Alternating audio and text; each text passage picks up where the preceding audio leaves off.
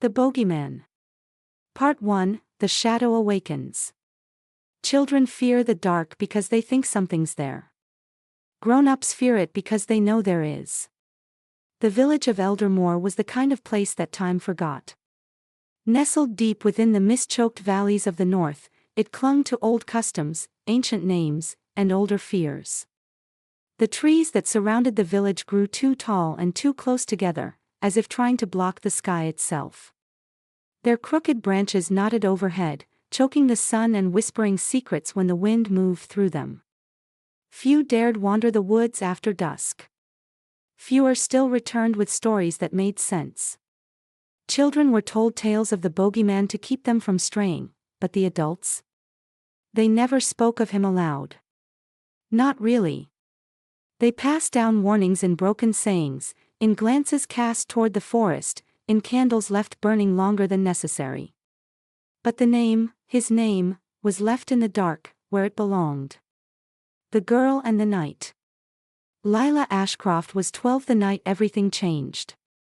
She was small for her age, with tangled brown hair that refused to stay braided, and eyes that always looked like she'd just woken from a dream. People called her strange, though not unkindly. She heard things others didn't, the way the trees creaked like voices, the sighs that came through floorboards, the silence that wasn't really silent. Her grandmother, whom she lived with in a moss-covered cottage near the forest's edge, had called it a gift. The villagers had other words. That night, Lila woke to the sound of her window creaking open. The wind should not have been strong enough to do that. It was as still as the grave outside. She sat up slowly. The room was cloaked in deep blue shadow. Her breath left her lips in a mist, though no cold draft came through. Then she heard it. A whisper. Just outside the window. Lila. She froze. Her heart pounded. She didn't move. It came again, clearer this time. Lila. Come to me. Her grandmother had warned her. If you ever hear a voice calling from the dark, do not answer. Do not speak. Do not move. He only needs a word to find you. But it was so gentle. So sad. So familiar. A voice from beneath.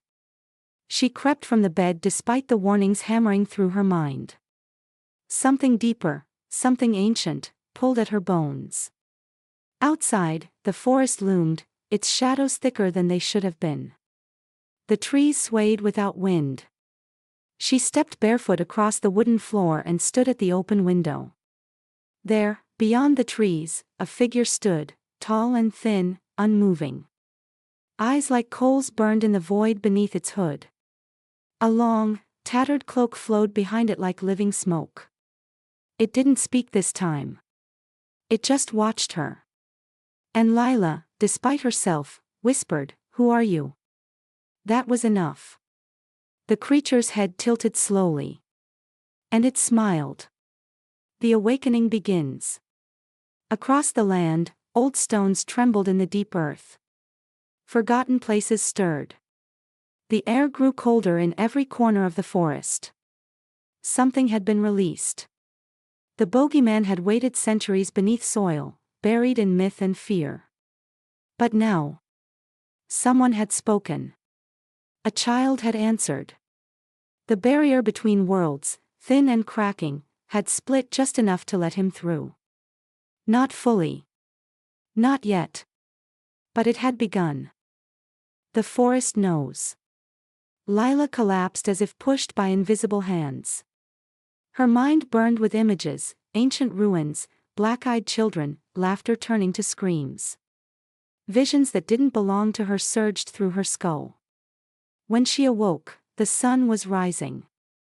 The window was closed. Her lips were bleeding where she had bitten them in her sleep. Her sheets were wet with cold sweat. On the wooden floor, where her feet had stood, dark prints remained, not hers. Secrets in the blood. That morning, her grandmother didn't ask if she had slept well. She simply handed Lila a cup of bitter tea and sat silently beside her.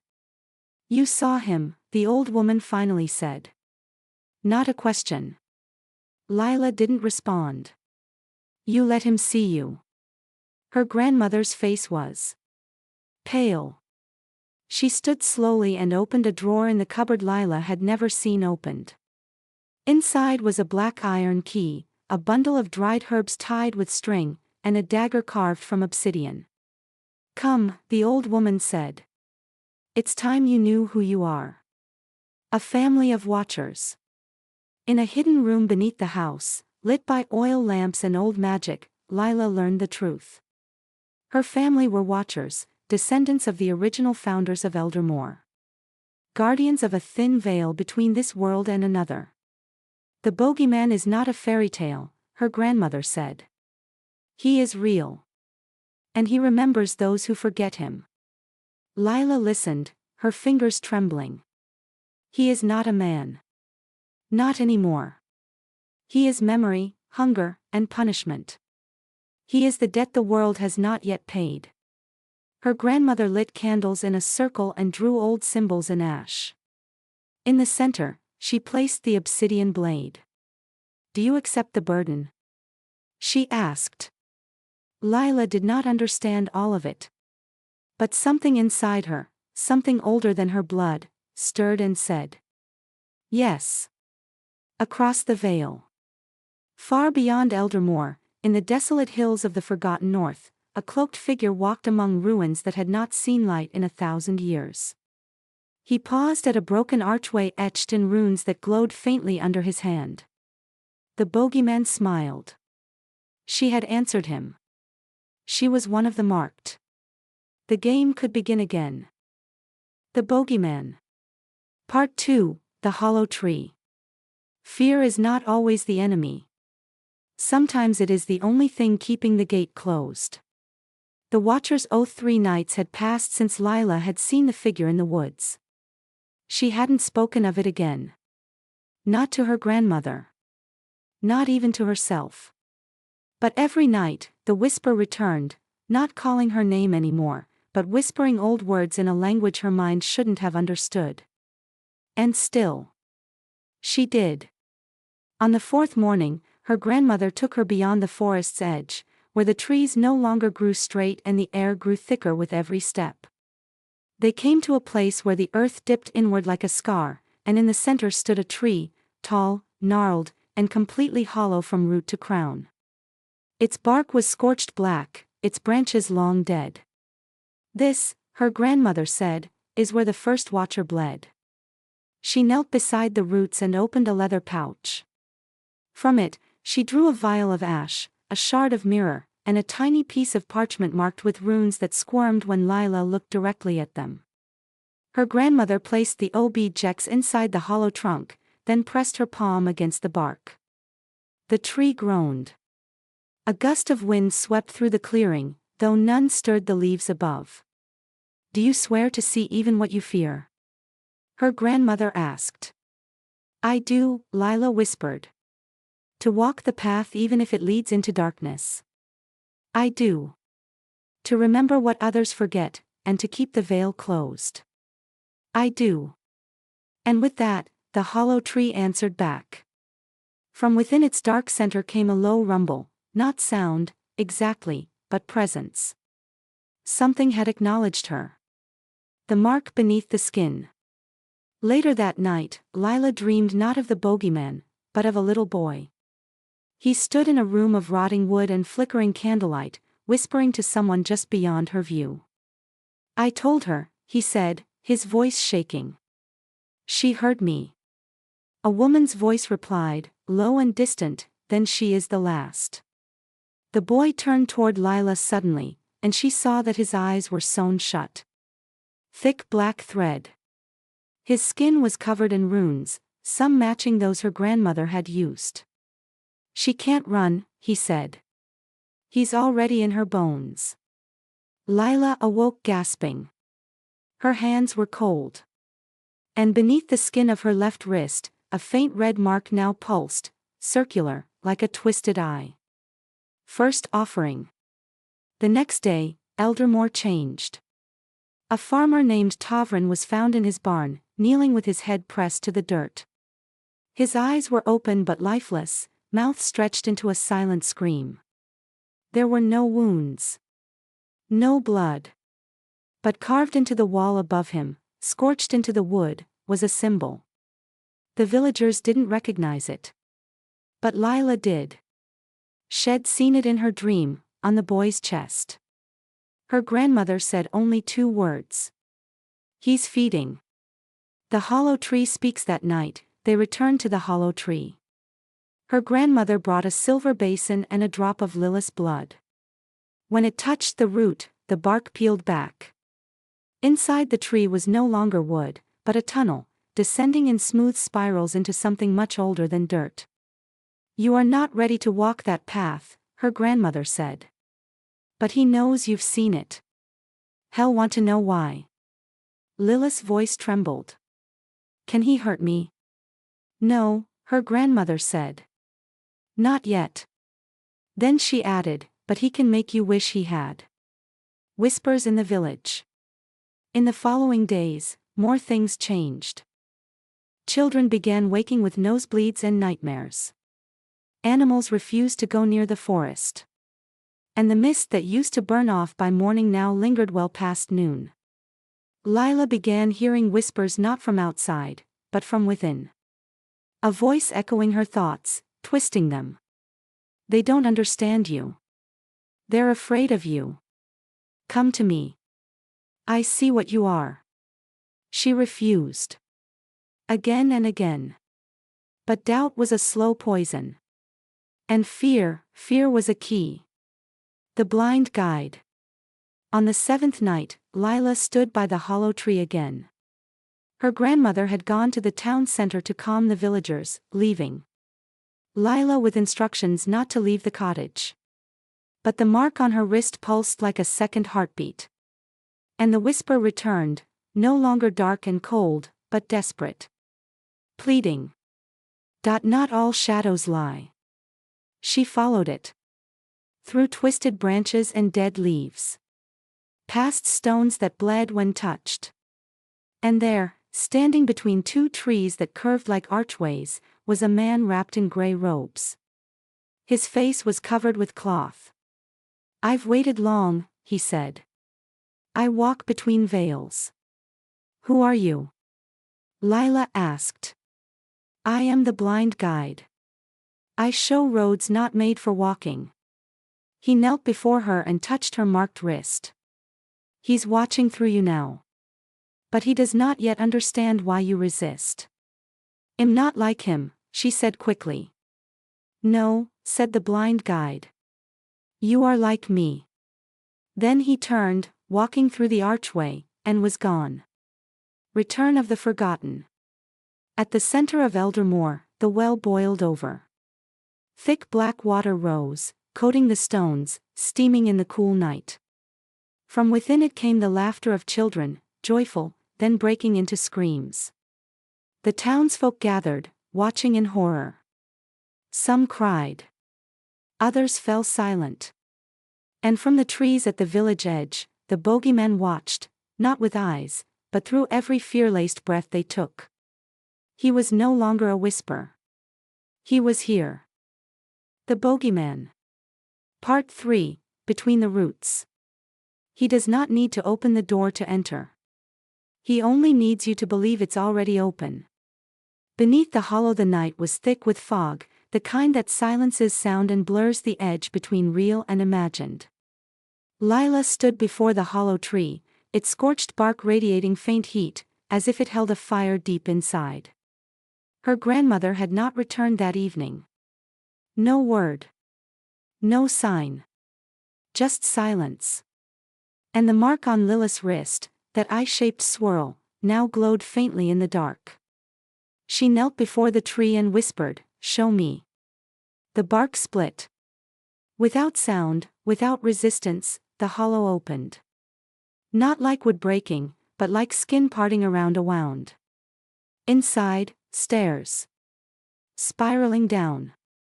Descent into old things. The air changed as she stepped inside. Colder. Denser. Full of weight. Each step echoed as if the stone beneath her feet hadn't been touched in 1,000 years. The roots that wrapped the walls were pale and veined with violet light. They pulsed slowly, like something dreaming far below. There were no torches. Yet she saw. Not with her eyes. But through the mark. It was like the place existed for those who were already part of it. The first memory. At the base of the spiral stair was a chamber, impossibly wide, though she had not descended far. Stone pillars lined the walls, carved with scenes. Children in chains with hollow eyes. Trees weeping black sap. A woman crowned in bone, mouth sewn shut. And at the center, a mirror. Oval, standing on two legs like a beast ready to pounce. Its frame was made of something too smooth to be wood, too soft to be bone. She stepped closer. And the mirror breathed. Fog bloomed across its surface, then cleared. Lila saw not her reflection, but herself as a much younger child, standing in her old home. Crying. Alone. The voice whispered. He was there, even then. She turned from the mirror and screamed, but no sound came. The room had shifted. Now the walls were covered in dozens of mirrors, each one flickering with a different version of herself. Laughing. Bleeding. Sleeping. Drowning. In each reflection, the bogeyman was always somewhere near. Behind a door. Under a bed. Standing across the street. Watching. Waiting. Between the roots. Suddenly, the roots around the chamber tightened with a sound like wood breaking underwater. The mirror cracked. From the shattered frame, he emerged. Not in full form, but like a shadow inside smoke, an outline of a long coat, 2 coals for eyes, and hands that dripped ink onto the floor. You came, he said, voice slow and cold.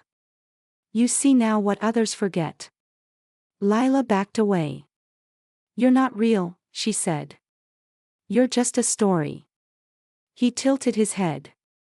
Then why are you here? She tried to run, but the door was gone.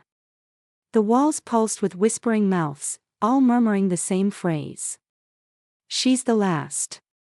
She's the key. Break the gate. Break the gate, then a hand reached from the floor, her grandmother's. But not alive. The warning. The shadow vanished. The room was empty again, or at least, still enough to pretend. The hand was gone. The mirrors returned to blank glass. But Lila's heartbeat would not slow. Somewhere deep within her, something had opened. And it would not close. She fled up the stairs, feeling the roots shift behind her, hearing the sound of something crawling along stone just a few steps behind, but never catching up. When she burst out into the night air, the forest felt watchful. Like it knew what she had done. Vanishing. Back in the village, the news had already spread. Her grandmother was missing. Disappeared without trace. So had 2 children, siblings, left sleeping in their beds. No footprints. No signs of entry. Only symbols left in ash on their pillows. Lila stood among the villagers, listening. Watching. No one looked at her. But the blind guide did. He stood just beyond the crowd, eyes still covered, head bowed. When she approached, he spoke first. He's inside you now. I didn't let him in, she whispered. You don't have to. You only need to fear.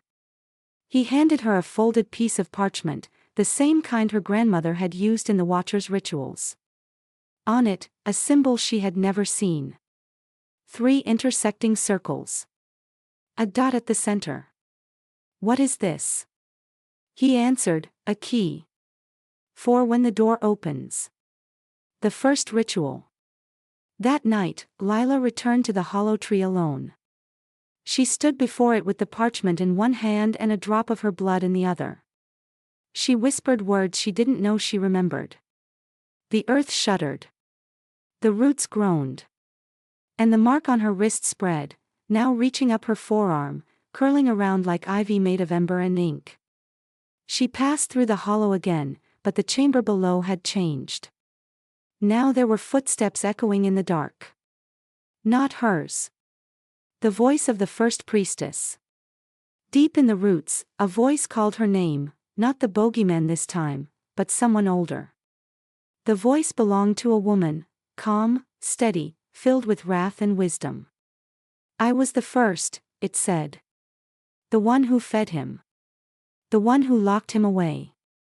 Lila saw her, or something like her, standing among thorn trees. Eyes black. Lips stitched. Crown of bone. He was once our god.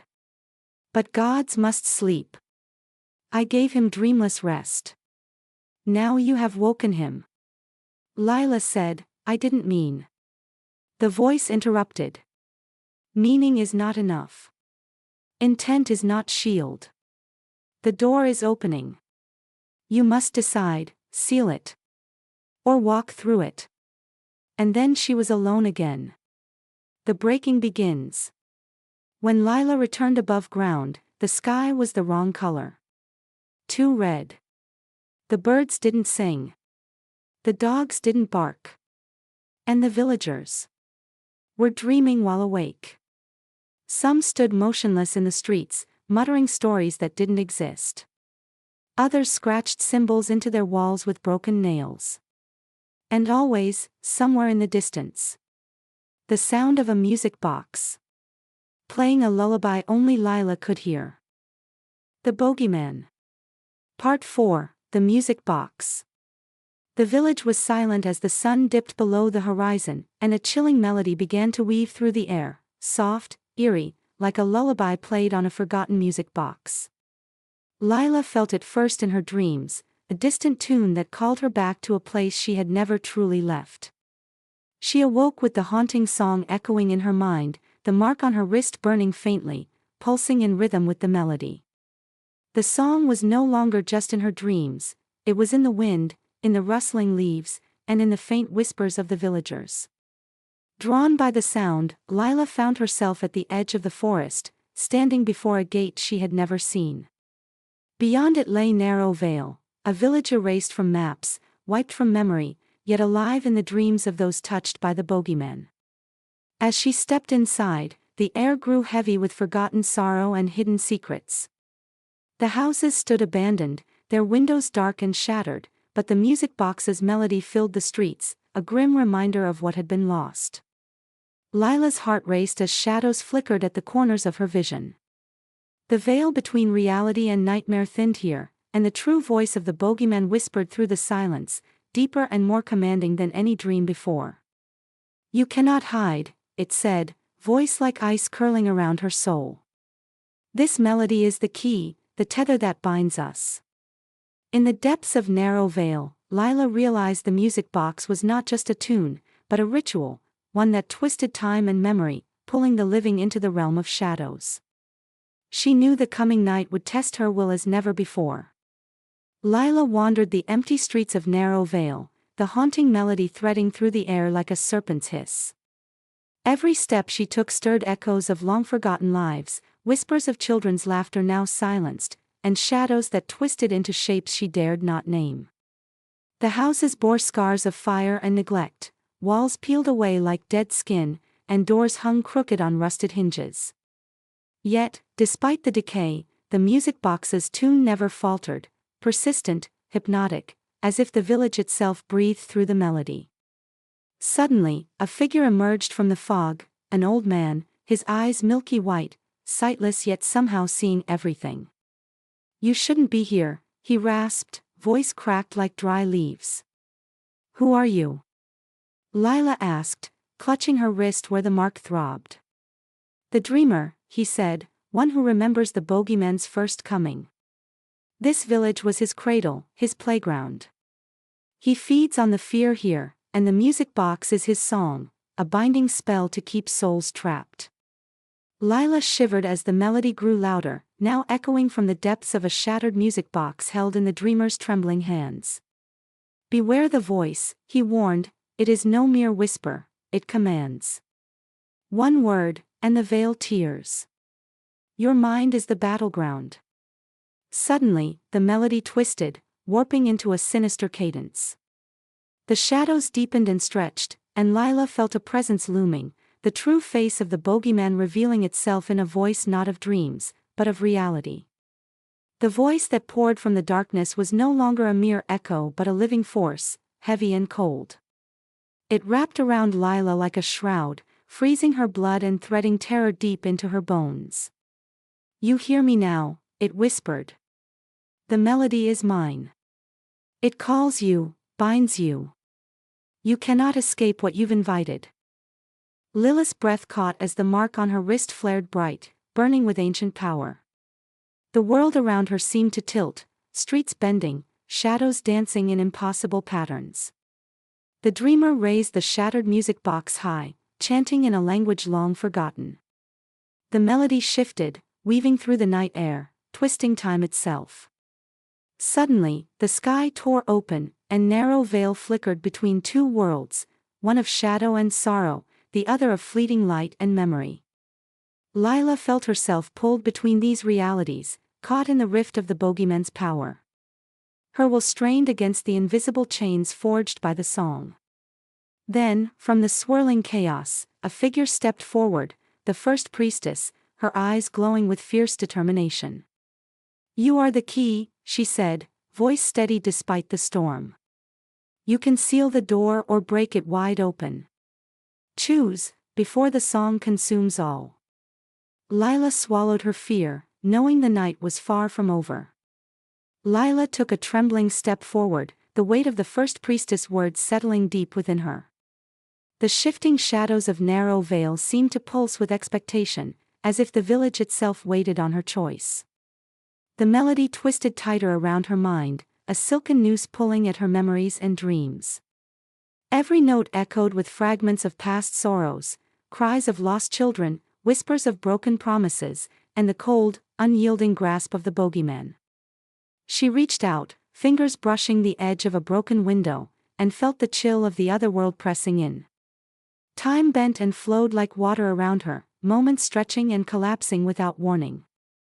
Remember, the first priestess urged, he was once a god, but gods grow hungry. Feed him, and he devours your soul.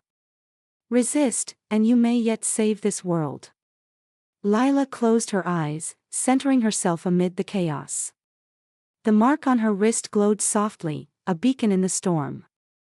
Then, as the music box's tune soared into a crescendo, she felt a voice, not a whisper, but a roar, fill her mind.